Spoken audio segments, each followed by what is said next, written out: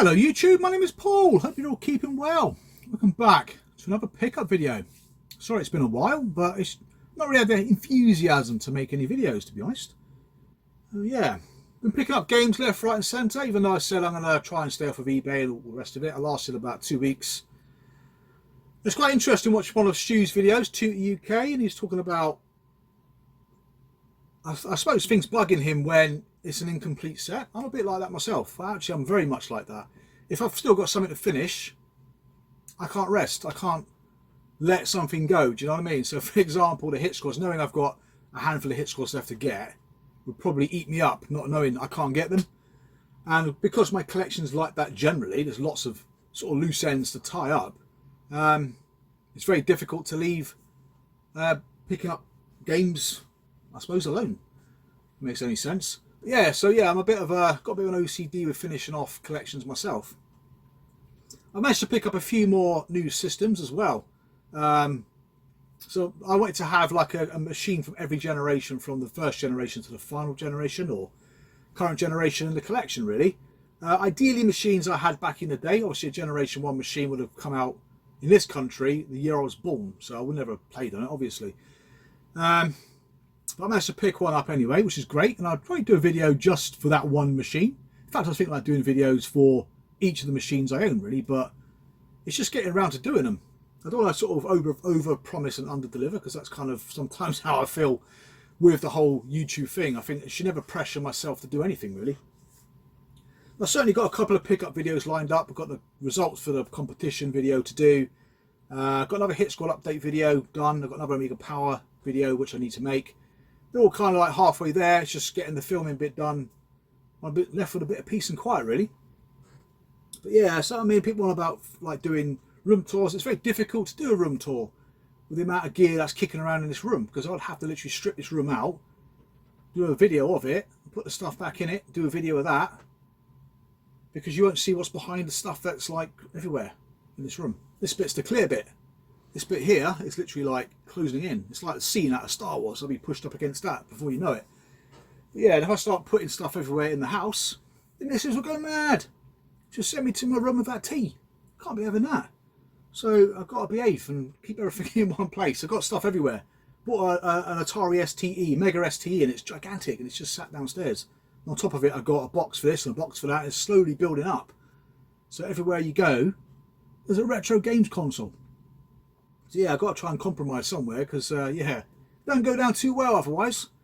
So a room tour is something I'd love to do. It's just, I want to do it so it's right. So it's either if I move or extend or do something similar to Soul Funk Retro, it ain't gonna happen. So yeah, I'd love to do it though, because like I said, I love to have everything displayed nice. At the moment it's a bit all over the bloody place. So yeah, so I've been picking up quite a bit. I've been picking up a load of stuff for Specky, especially, as per usual. Amiga, Mega Drive, a couple of systems I've obviously not shown yet. Just trying to think. Commodore 64, a few bits here and there. Mega CD, I think I picked up 4 titles this year so far. Trying to get my set back. I think I'm about 21 games away. Most of the games aren't too bad, but the Mega CD, unfortunately, is getting bloody expensive to pick games up for. But yeah. So what I'm going to show you first is an Atari 2600 game. Don't get many of them. I've got a nice list of games that people have like sort of mentioned that would be good to have in the collection, so I am picking my way at those. Unfortunately, not many Atari games come up on eBay, especially ones I'm interested in. So the first game I got is a game by Telesys. I do like Telesys games. I do like the presentation on their boxes. They're quite fun. That is Demolition Herbie. Yeah, quite fun. Not the best box art in the world, but the game itself, if you look at it, it looks very familiar. I've played a game like it, but I can't remember what it was. Again, this one set me back about 40 quid. There was 2 or 3 Telesys games. I was going to go for the other one, but it didn't look in great condition. I do love those cartridges though. I do love the different shapes of the Atari cartridges. It's not a good enough excuse to collect for them, but I picked another one up today. I've got another one which I've shown on my Facebook page, which was recommended to me by Cine Steve. Yeah, this game, again, it's one of those games where you highlight like a path. I can show you in the pictures there, but you see it in the footage in a sec. So you just highlight a path which, once you've surrounded that particular square, will then black that square out to say actually you completed that square. You've got multiple squares to highlight before they're kind of like, not closed off, but it's very difficult to explain. You'll see it in the footage anyway. But yeah, I liked it. It's good fun. So you've got one vehicle kind of replacing the road that you're getting rid of, if that makes any sense. But it should do in the video anyway. Really pleased to have it. There are more Telesys games I'd like to get, because I just like the look of them. I think they're well presented. And the games are quite good fun as well. Like I said, Fast Food is one of my favourite Atari games. I can't remember the other one I picked up. Oh, Ram It. Ram It's not a bad game either. So that's it. So the Atari so far this year, I think I picked up about 3 games. So yeah, it's very slow. Right, next up is the Commodore 64. Now, where have I put these games? Right, so C64. Now, this trilogy of games I picked up from the same seller for about 35-40 quid. They're all games by US Gold, because I've got a thing about US Gold games on the C64. So I believe US Gold got the games from America, brought them here, then converted them from the C64 to all the other formats that we had in Britain at the time. But I think the C64 games are probably the original carnations as how they were sold in America, I think. First one is a famous game, a game I prefer on the Sinclair Spectrum, and that is Tapper. Again, it looks nice on the C64, it sounds pleasant, but it's quite slow. The Spectrum version's quicker. And there we go. So these Sega clam case US Gold games all have the instructions separate and not on the back of the inlay, if you're wondering. But yeah, it's one of those games you've got to serve as many customers as quickly as you can, collect glasses, collect tips and watch the ladies do their thing, and hopefully no glasses smash. Either the glasses smash on the floor or the customers, the patrons, end up at the end of the bar. So you've got to try and avoid all that. Hectic game, much prefer it on the Sinclair Spectrum, I've got to say, because the C64 version seemed a little bit delayed when you pushed the button and served your drinks, which made the game a bit harder. Right, next up is a game that I've always wanted to have in the collection actually. I like the artwork, it's quite fun, reminds me of a game called Carve Up on the Amiga. That game is called Up and Down. But yeah, an isometric game, yet another Sega arcade conversion. Again, comes complete with the instructions as per usual. And basically, yeah, you're kind of in an isometric view, a view of games I don't particularly like, and you're driving up these little lanes. I think you sort of like hitting flags, jumping over other cars. You can jump on them or jump over them. You get to a particular point on the road that you jump and you end up in, say, the rest of the scenery and die, which is frustrating really. So you can't jump at the end of the road, because it doesn't jump and then go up. It literally jumps and carries on going, so you end up dying, which is quite frustrating. Makes it quite hard. But yeah, a good game. One of those tunes that will, like Tapper actually, one of those tunes that's sticking in your head all day long. But yeah, is it a good game? I haven't played it long enough, but I would say it's probably very average. But yeah, nice to have it. Like I say, I'd love to have as many US Gold Commodore 64 specific games as possible. The next one is probably the highlight for me. I do like this game. It's called Mr. Do. Played many incarnations of this. I don't think I've ever played it in the arcade though. It's one of those games that's quite well regarded. Yeah, so I first played a game like this on the Commodore 16 called Tutti Frutti, which has got to be one of the best games I ever played on the C16. And to be fair, I reckon it's probably more fun to play than that, Mr. Do. It's just the official conversion. But yeah, you're just going along, burrowing through whatever you're burrowing through, picking up things and dropping apples on the heads of your enemy. And every now and then you're able to shoot something. I'm not quite sure why you shoot this one thing and never shoot it again. Because maybe you only got one bullet, I don't know. Don't know, yeah, so really pleased to have the 3 of them. I'm not sure, they were about 35 or 40 quid. I can't remember exactly how much I paid. But I would like more US Gold dedicated games for the C64. The clam cases are pretty cool though, aren't they? I do like them. So that's the C64. Now to something slightly more superior. ZX Spectrum. Can't go without ZX Spectrum games, can we? Don't put that there. Leave that there. Right, these 3 games, all impulse buys. One I've been after for a while. It just very seldomly comes up. The other 2 are floppy disk games of games I've already got. which you've probably seen multiple times. First up was a game that came up, 15 quid. I thought, why not? It's quite a tricky game to get on the Amstrad. It's even more tricky to get on the Spectrum. And that game is Total Recall. Fortunately, a bit of damage there. The box is average. I would say a 6 out of 10. It's not split or nothing, which is great. It just looks a bit tired. You don't really see the sort of cassette version come up that often either.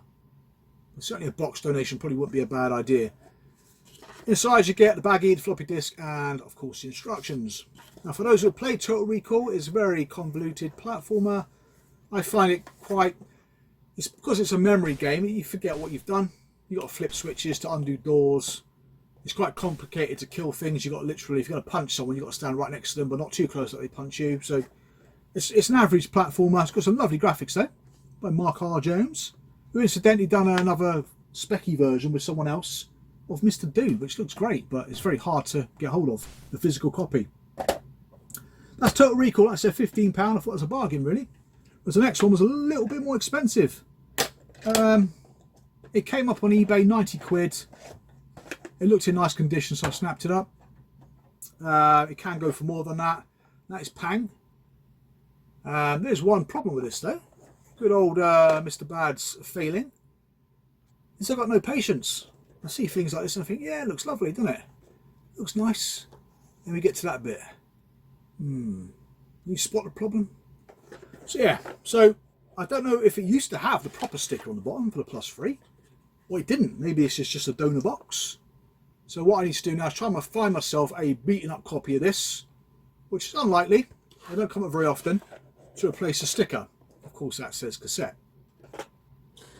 So yeah, 90 quid. I mean, that would have been a good price for a proper box game. But wouldn't be a good price for a game that isn't in the proper box. I mean, to be fair, it's about 30 quid for a cassette version, so it's not a cheap game by no means, but I would like to have had the +3 sticker on the bottom. But yeah, you know what Pang's like. It's a cracking game, very addictive. Spectrum version's not bad. The frame rate's a bit jumpy, I think, I would say. I mean, the best 8-bit version for me is the GX4000. Absolutely fantastic. The Amiga version is sublime. Yeah, the specky version is not bad, I've got to say. Now, the final game has eluded me because it can go for about anything between sort of 60 and 80 quid, really. Doesn't come up very often. Always wanted it because I've always remembered playing the arcade game and really enjoying it.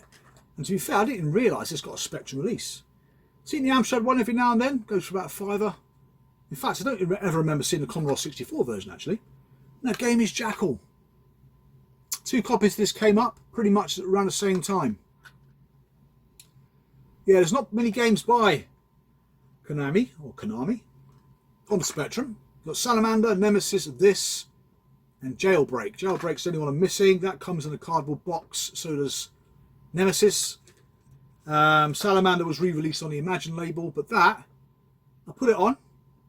Graphically, it looked grim, I must say. But playability-wise, it was not bad. If you play like Commando, but in a Jeep, you're shooting the enemy, you're blowing houses up, you're getting the POWs, saving them, and progress really. But for 1987, it's not a good-looking game. Very basic sound. But yeah. But I'm not sure why it didn't sell particularly well, because the arcade version of the game is really good. And not only that, back in the day, most Sinclair magazines highly rated any flipping game they wanted to, really. Even if it was crap, it probably got 80%. But yeah, strange one. It's tough to find. So pleased to finally have that. And have, well, ultimately it'd be nice to have all 4 games. So that's it. So Spectrum-wise, I've got loads of pickups for the Spectrum. As always, they just don't go away. C64, I says I want to go for more US Gold games especially, and Amstrad at the moment it's just come to a grinding halt. I think I picked up one floppy disk, just waiting for a box to come for it. The box is the cassette version, but it'd be nice just to house the floppy disk, which I think took me to 100 Amstrad games, but the vast majority are Imagine and Ocean games, so doing well with it. It's just the ones I want are just so hard to find. Right, next up, ST. There's a bit of a long story of one of them, which are quite naughty in a way. I mean, it's a really nice act of kindness on one hand, but on the other hand, there's a bit of like, hang on a cotton picking minute, that shouldn't be being sold on eBay, but I'll go through that in a second. So first up on the ST, again, related to the same thing, is Gremlin games. I want to collect as many of the older Gremlin games as possible for the ST. Some got an Amiga release, some didn't. This one did, which I used to have and sold. It's Gary Lineker's Hot Shot. I remember having this on a Sinclair Spectrum back in the day. The first game I ever played like this would have been Micro Pro Soccer, top-down football game. Got severe aftertouch in it. I remember that. If you crank it up to high, you can literally do a U-turn with the ball. It's insane. Very similar perspective, like Kickoff 2 and Sensible. Just the graphics are quite big, like Micro Pro Soccer. Game itself is quite a bland footy game.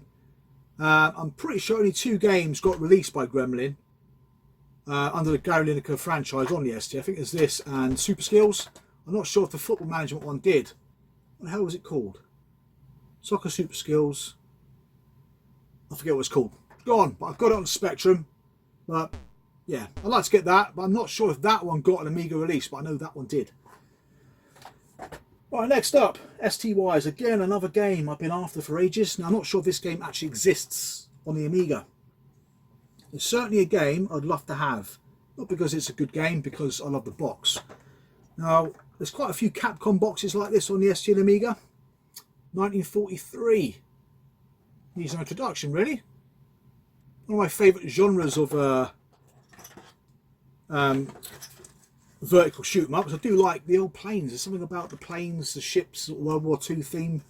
I do love it. Flying Shark being one of my favourites in the arcade anyway. I do like that and Banshee and all the rest of it. But 1943, this was 50 quid, whereas Hot Shot was more like about 5, so it's dirt cheap. But apparently the ST version is more superior to the Amiga version. It has a slightly faster frame rate. And to be fair, it's not a bad little game. I just found it a little bit repetitive. In terms of the graphics, I mean, you go through the first stage, beat the boss, go through the second stage, and beat the boss. So I'm not sure if that is how it continues throughout the entire game, really. But yeah, nice to have it. But if there is an Amiga edition of it, please let me know. So I'd love to have it, but I know it's hard enough to find that anyway on the ST, let alone the Amiga version. Yeah, so next up, there's a bit of a story behind that. I mean, there's a nice act of generosity and kindness. But yeah, I mean, I got a message from Steve, Silly Steve. If you don't subscribe to Steve's channel, please do. It's got a cracking Amiga collection. Amongst others, got an amazing games room. It's games room you can walk around, not like mine, which you have to kind of like shimmy around. But yeah. He's contacted me regarding some Atari ST games. There's a bundle of games someone was selling on Facebook Marketplace, or just in a Facebook group, I don't know. But there's 3 games in particular that I wanted. There was this, there was a compilation with 2 Ocean games in it, and another one, which I forget. So the game, it was arranged for the guy to send me the games. The games got delivered to me, but with Steve's name on it. So the missus saw it and thought, this isn't ours, Mr. Postman, can you send it back to wherever it came from? Which, that's the sort of thing my missus does. She's quite sort of black and white. If it ain't right, it ain't right. Personally, me, if I'd have been home, obviously I'd know who Steve was. So the guy sent the game to us, but with Steve's name on it. So that's why I got a little bit confused. So I contacted Steve, explained what the other half did, and he was very understanding, very helpful. He contacted the other guy, like, say, if you got the games back, can you please send them back on, but with my name on it. Unfortunately, the box didn't have a return address. So when boxes don't have return addresses, they tend to end up in Belfast. So I'm not sure if they got a site there, they dispose of things, I don't know. But anyway, so yeah, Steve contacted me later saying, like, I can't track the game back, it won't come back to the seller, etc, etc. But I'll send you your money back. Which he didn't have to do that, he's just the kind of guy he is. So he sent me the money back for the games. Then some months later, they appeared on eBay. So I thought, oh, Trailblazer, which is the game I got. So Trailblazer appeared on eBay, so obviously I was interested because I wanted it. And then I checked the seller's other items. There was Batman and the Untouchable multi-pack, double pack. Can never remember the third game. But ended up, this guy lives in Belfast. Put 2 and 2 together. I thought, bloody cheek of it. So yeah, I know people do that in like the dumps. You take stuff to the dumps, like a monitor or something, then they'll probably iron it up and probably nick it later on and sell it on. So I'm not sure they're supposed to do that. But yeah, so Steve was extremely generous to give me the money back. It cost me as much money to buy this at auction as the whole lot cost me originally. But yeah, Trailblazer. So thank you very much, Steve, for your generosity, mate, and all the help. He is an absolute cracking guy like that. He'd help anybody out, really. But at the same time, yeah, it's like, Jesus. So yeah, it had to be the same copy. So finally got hold of it. It cost me about 37 quid just to buy that. I was tempted to buy the other two as well, but it probably would have come to about 60, 70 quid. The eBay listings will probably still be under the sold section, but I still can't remember the other game. But yeah, I played this originally on the Commodore 16. Loved it on that. Really good game. The ST version clearly looks better. Not a lot better. I don't think you can make a game like this look much better on a 16-bit machine. But by the looks of it, you can play 2 players. So I'm pretty sure you can't do it on the C16 version. But yeah, it's good. I'm really pleased to have it. So I didn't get an Amiga release. I want to get as many games like that, especially the early games, which is when the ST versions would have had their own releases. That's possible. So yeah, finally got it. Pleased to have it, but it's cost between us about £70, £72 to actually get something that probably isn't worth nowhere near that, really. So yeah, glad I finally got it, but it come at quite a big cost, really. And thank you very much, Steve, for doing what you did. Genuinely appreciate that. I couldn't really give the missus a hard time because she did what she thought was right. So I thought, bloody hell, typical, really. But yeah, so that's the ST pickups. I gave her a hard time. She'd just tell me to piss off and take my games with me. So keep my mouth shut. It's safest, isn't it, eh? Right, what we got next? Amiga. Amiga. Now, these Amiga games are all games I've been after again. I'm always after games. Always after them. That's why I don't think I'll ever stop.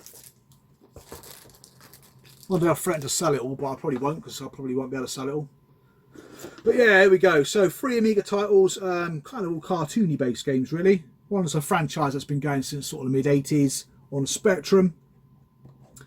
The other one is a famous comic book hero here in the UK. And the other one is some weird looking chap with a funky hat. So let's go with the British icon first, which is Monty Mole, an Impossible. The problem with this game that I found, it's complete. It's about 20 quid, I think this was. The problem with this game is quite dated. Even though it's a game that came out in '89, it uses the same kind of mechanic as the original Monty Moles, which I guess is what made them popular. There's quite a big gap between this and the one that was released in '87, and even the one in '87 was quite dated, even though many people would probably say it's the best Monty Mole game. But it looked a little bit like Rick Dangerous, but it's about as difficult as Rick Dangerous as well. It's bloody hard. You know what I mean? Strange obstacles like a bat will get in your way. It goes up and down. You've got to wait for it to go up and down so you can walk under it and all that stuff, really. So yeah, it's quite a boring title, I've got to say. Got some great reviews though, which is always strange when magazines give these kind of games great reviews. Pleased to have it. I'm trying to get all the Monty Mole games. I think I'm only missing one now, which is cool. Next up is Dan Dare 3 The Escape. Now this, I remember on the Sinclair Spectrum, looked absolutely incredible. The graphics are amazing. Now the Amiga, on the other hand, the graphics look pretty average for an Amiga. Still better than the Spectrum version, but it reminded me a little bit of like a run and gun, a kind of a Turrican clone, if you like. Yeah, this is 1990s. It came out around the same time as Turrican, actually. Bit of a jetpack, going around the levels with a gun, shooting. There's some terminals in it which reminded me a little bit of like Impossible Mission, Mission Impossible, whichever way around it is. It's alright. This one's better than Monty Mole. Again, I'd like to spend a bit more time on it, but again, these kind of mazy platformers, which I know most platformers are a bit mazy, but when you've got to go back and forth, up and down, trying to find certain terminals and that, a bit like Total Recall, it kind of gets a little bit tedious. But first impressions of this are better than Impossible. But yeah. Next up, a game, I've been after this one for quite some time. I got it on the Commodore 64 a little while ago. It came out on the 64, it even came out on the Amstrad, which I was quite surprised. I never got a specky release. That game is Flimbo's Quest. Again, this wasn't too bad. I'm not sure this was about 25 quid. I'm not sure if I did a best offer, I can't remember. I don't think I waited it, I think it was a buy it now. But yeah, not a bad price, quite a thick mid-sized box. Again, another platformer. Comes with its stuff. Yeah, you kind of like platformer. Think of this one, you've got to pick up coins and scrolls. You take the scrolls to the shop, which I think they contain a letter. I think they're Whiz and Liz. You go to the shop and then he says, oh, you found a scroll, and then you find 2 or 3 of them and you get to the next level. A bit like that really, a bit cutesy. Again, a bit of a shooter really, shooting the enemy. But yeah, pretty much like say down there, but probably prettier, but I don't know if it's as good. It's certainly better than Impossible. Again, these games I wouldn't call them brilliant, but they're good fun for a bit. Just nice to have them. I mean, I've totally turned into a collector over a bloody game at the moment. I know it's doing the rounds again, isn't it? It's bloody VR collector gamer thing. I'm sure it did that a couple of years ago. But yeah, so nice games to have in the collection. Quite awkward games to pick up. Right, some Mega Drive games to finish off. I think I'll just put the Amiga games on top of the Mega Drive games. There we go. Right, so 3 games. The Mega Drive, like I said before, I'm trying to get back games that I sold. Luckily, most Mega Drive games that I sold are roughly the same price. Not like the Mega CD, which seems to have gone through the bloody roof. And indeed the Saturn. I think some of the Saturn games I sold, though, are generally quite crap and cheap. A bit like, what's it, Worldwide Soccer 97, stuff like that. So, but still probably worth about £2 now. That I'd ever buy them back, to be fair. Right, so first one is Outrun 2019. It's amazing to think that that date has since passed us. Not as good as Outrun. Yeah, the Mega Drive version of Outrun wasn't great. It was okay. This is okay as well. It's got a similar mechanic as well to, say, Super Hang-On. You get to a certain speed and it kicks like a boost, which makes the game quite tough. Quite a lot of sharp corners in this. I did get quite far in it, I suppose, on my first attempts. I don't think it's an overly difficult game. It's just quite bland. That's probably the best way to describe it, really. Again, one of the last kind of black sleeve games, really, 1993. Kind of went blue spine back then, didn't they? Yeah, nice to have it in the collection. Again, I think that was over 20 quid. Might have been around 20 quid, something like that. It's kind of kept the same sort of value, really. Hasn't gone up or down. Whereas the next game was slightly cheaper at £15. A game I first remember on my Sinclair Spectrum, just before I sold it, really. The year of really good movie tie-in games, 1989. Indiana Jones and the Last Crusade, cracking film. The game back in the day I didn't really enjoy, to be honest, I've got to say. I didn't really give it the time of day, but it's quite a sluggish platformer, quite slow paced, lots of falling down. Yeah, lots of falling down basically. You and your whip. You got whip and the enemy got guns, so yeah, it's quite difficult in places. But again, this came out, what, 3 years after the Spectrum version. So yeah, probably quite a dated concept for when it did finally come out on the Mega Drive. But again, like Outrun 2019, an average game. It's just nice to have Indiana Jones. I do like it. I do like the cover. I do like the characters. I do like the films. So why not add it back to the collection, even though it's a pretty average game. Next up is an Amiga classic, ported onto the old Sega Mega Drive, and of course the Super Nintendo, and that's Mega Swiv, or Silkworm 4. It's basically Silkworm, isn't it? Just top-down version of it. So I didn't really pay a lot of attention to it before, but yeah, it practically is. Now Silkworm is a cracking shoot 'em up. So is this on the Amiga, but the Mega Drive version just seems a little bit bland looking in comparison. The music is missing from the Amiga, which is absolutely fantastic. I suppose one benefit of having the Mega Drive is you've got more than one button, which does help, especially with the power up. So power up, yeah, I think you get homing missiles or something. But yeah, it's a good game. I've got to say, out of 3 games, this is the best one I picked up. Again, this one was about 25 quid. I think that's roughly what I sold it for. I think I sold it about 2 years ago. But yeah, great to have it back in the collection. I've only got about 20, 21 games left to pick up that I had. I will add more to it, as I alluded to earlier, really. But yeah, that's it for my pickups. I've got more. I've got another 2 pickup videos that I've got the gameplay footage for now, so hopefully they won't take long to come out. I've got one that's just purely Spectrum, one that's similar to this. But games are still coming left, right and centre. I've just bought another console. So I've got another 3 machines added to the collection this year, excluding the modern machine. Yeah, 3 other machines now. There can't be many more. Like I said, space is critical mass at the moment. Critical. It really is. And I keep buying stuff. One day, I won't be able to get out to go to work, so then I can no longer buy stuff. So maybe that's the plan. Maybe I should box myself in. which I'm pretty much doing now. I've only got the door there to get out. But that's it. So thank you very much for watching the video. I will get the competition video out in the next few days for definite. And thank you for all of those who took part in that. Some quite nice prizes if you ask me. So yeah, I'll get that out as soon as possible. Then followed by probably a Hit Squad update. Probably then an Amiga Power Top 100 video. And then possibly another pickup video. But yeah, hopefully I don't leave it another month. So thank you for watching. Thank you for subscribing. And I'll see you guys again real soon. Take care and bye for now.